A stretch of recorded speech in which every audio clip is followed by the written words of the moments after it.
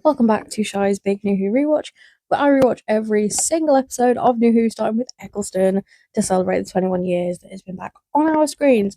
So, like I said in my previous video, I'm going to be covering 3 episodes in this, and they're going to be all on the same theme. So we are at the end of season 3. I will be covering Utopia, Last of the Time Lords, and Sound of Drums, because the master episodes, I've got to do all 3 of those in one, haven't I? Really, I've got to do. Yeah, I just have to. Because if you don't cover all the master ones in the same episode, what are you doing? What are you doing in your life? So, anyway, let's get into it. Utopia. I like the start of the episode because obviously we see Jack running towards the TARDIS going, Doctor! Because he's been trying to catch up with him for who even knows how long he's been trying to catch up with him. This is the first time that he's seeing Doctor's new face as well, incidentally, which is fun. First time meeting Martha. There's a lot of firsts in this episode. So when they sort of crash land,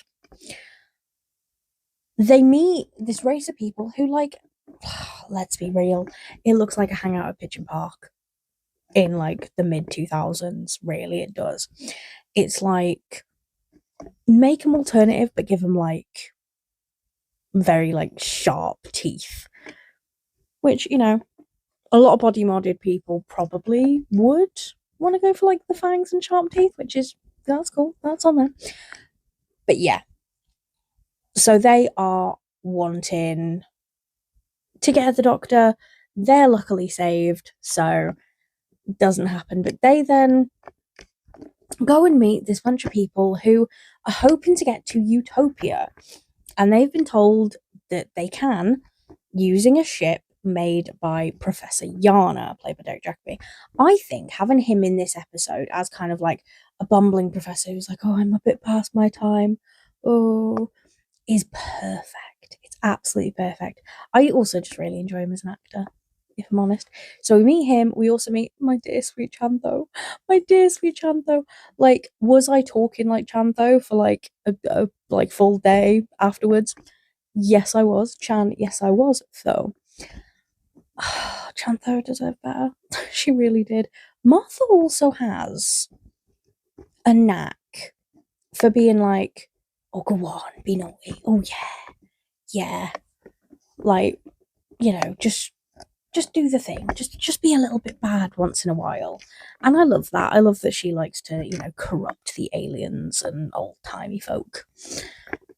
But we also find out we find out several things. Firstly, we find out that Jack can't die, which is like, you know, completely mind-boggling. I mean, it's not if you've watched Torchwood. If you watched Torchwood before this season came out, then it's abundantly obvious by the first episode that Jack can't die.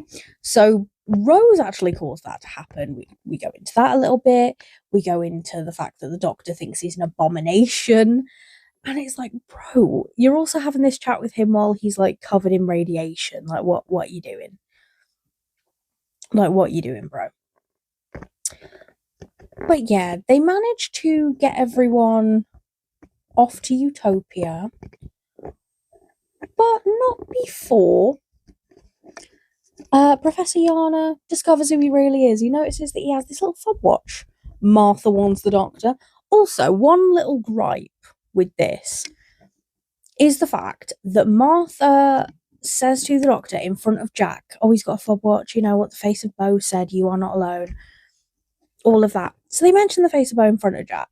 And then Jack later in the episode says, face of Bo, they called me. Like, in this sequence of episodes, he says, face of Bo, they called me. When he'd already heard about this.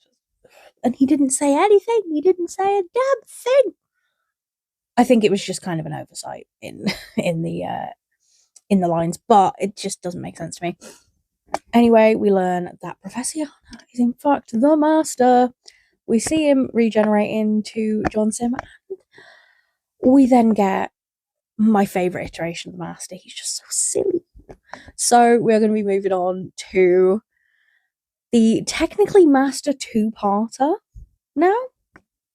So we're going to be doing Sound of Drums followed by Last of the Time Lords. So in Sound of Drums, he's just a cartoon villain. He really is. He's basically a mix between like something from Looney Tunes and like Boris and Natasha from Rocky and Bullwinkle. Like he's very that. He's very like silly kind of pantomime cartoon villain. Because yeah, obviously there's the gas mask thing, which is really, really funny, where he's like, they're like, what's that? He's like, gas mask. It's a gas mask. Because of the gas. And then he just gasses out his entire party. I don't know, there's just so many things that he does that are just so beyond ridiculous, beyond silly, that it's like, okay, we're supposed to take this man seriously as like a villain, really. We also have Vivian, who comes in, tries to warn the Master's wife, or, Saxon's wife, because he's Prime Minister for some bloody reason. Although I feel like he would do a lot better than a lot of government, just in general. But yeah, she goes and sees Lucy and is like, oh yes, well, he didn't exist until 18 months ago. This is really weird that he didn't exist until then. Like, all these photos are fake. All of the entries of him going to school and going to college and going to university, they're all fake. They don't exist, right? He does not exist as a person, like, until 18 months ago. She reminds me a lot of season 1 Harriet Jones, right? Especially in the Slovene storyline, where she like barges in and she's like, well, I don't care if 10 Downing Street is shut for emergency. I need the funding for these care homes right now.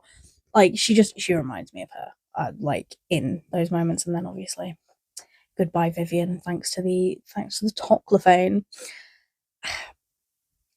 There's also sort of the really fun thing of Tish always working for the bad guy. Like, Tish, without a doubt, always just works for the worst people possible. Obviously, we find out that the Lazarus thing was set up by the Master as well. So we find that out down the line. But yeah, she works for Lazarus, who's like, this nutty professor who makes himself into a weird little scorpion man creature, which is some of the worst CGI I've ever seen. So we've got that. And then we have her working for Harold Saxon. She just loves working for a villain. I don't know what it is. But yeah, Martha's mum also betrays the fuck out of her, and I hate it. I hate it. Because she's like, yeah, Martha, why didn't you come home? And obviously her dad, being the true hero, has decided to be like, no, Martha, they're here, it's a trap, it's a trap. So he gets carted away. And then her mum has the audacity to say to, Saxon's lackeys, well, I helped you. It's like, oh, yes, you lured your daughter in. Great mother of the year, yet again, Mrs. Jones, mother of the bloody year. One thing that is mentioned as well is that Torch would have been sent to the Himalayas, which, makes a lot of sense. Do you know what my favourite fact about this Master is?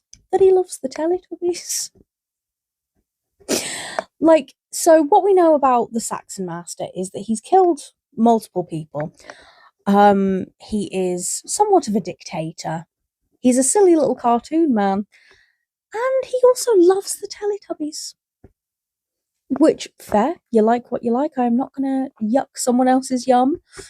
But yeah, he's just, I don't know.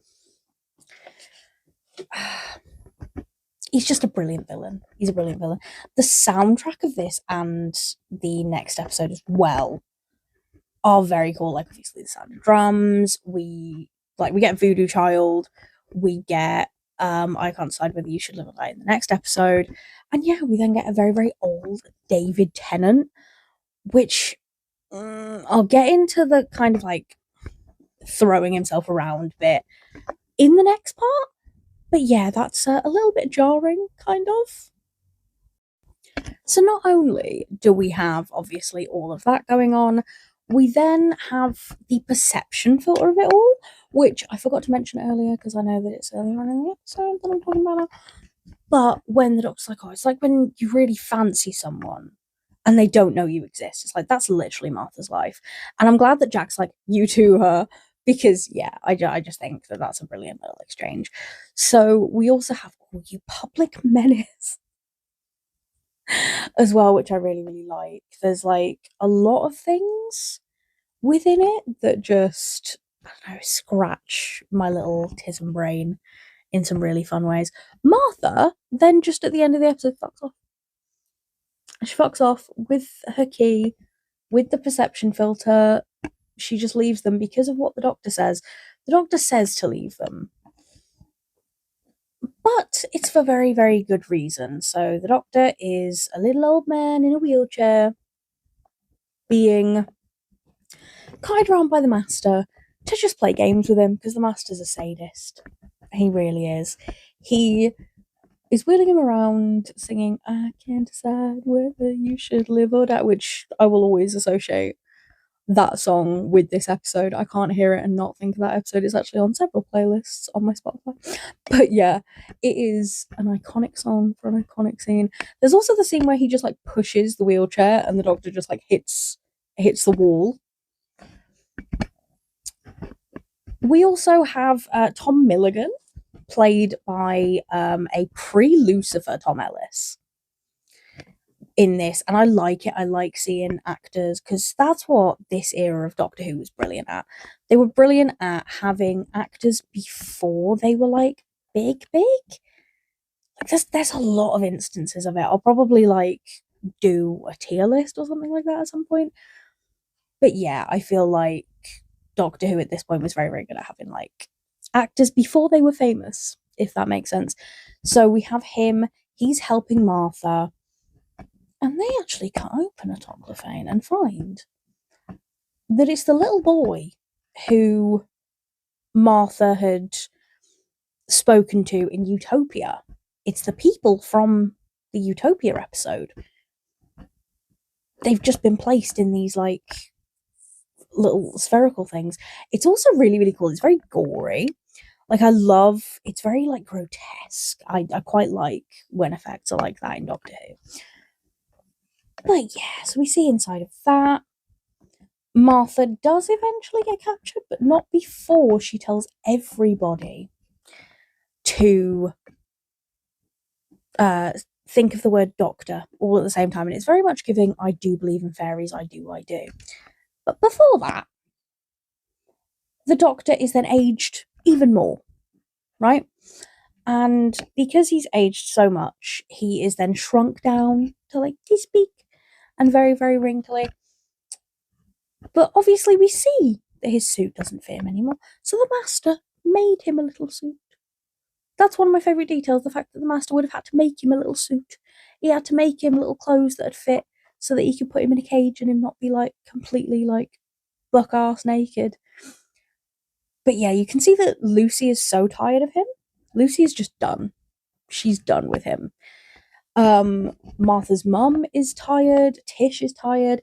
Jack's being tortured. Like, everyone is just so done with this shit. But again, he's evil, he's annoying, but he's also just so fun. He's just really fun. Like, I can't bring myself to hate him as a villain. I just really can't. Like, there's a point where he's in his pajamas and he like basically like skips in to like see the doctor in the cage, and it's like, okay, why? He just like, yeah, it does like a little skip, and it's like, how am I supposed to take you seriously, man? How am I supposed to take anything that you say like remotely seriously? Obviously the doctor loves that he defeats the master kind of with words and not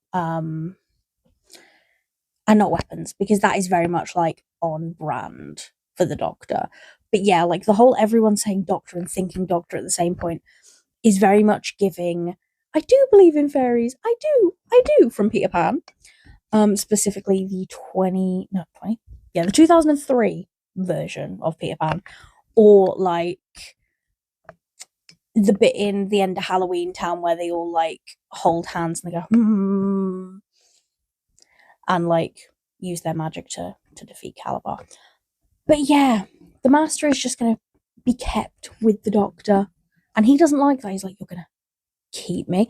But there was a hint of something underneath that line. There was a hint of something, and I don't want to give in to the whole like Master and the Doctor ship, but I'm gonna give in to the Master and Doctor ship and say that they are boyfriends. They are boyfriends, especially like this particular pairing of 10th Doctor and Saxon Master. They just are. Like, they are a beautiful pairing, but they are so wrong for each other.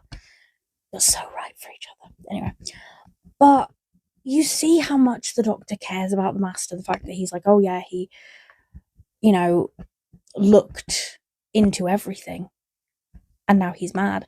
I also like when we get a flashback to the Time Lords and their like special little snow globe, because the Citadel is very like, it gives snow globe. It gives, here's my special magic Time Lord snow globe that no one else can come in except for like, you know, Rassilon and all of his buddies.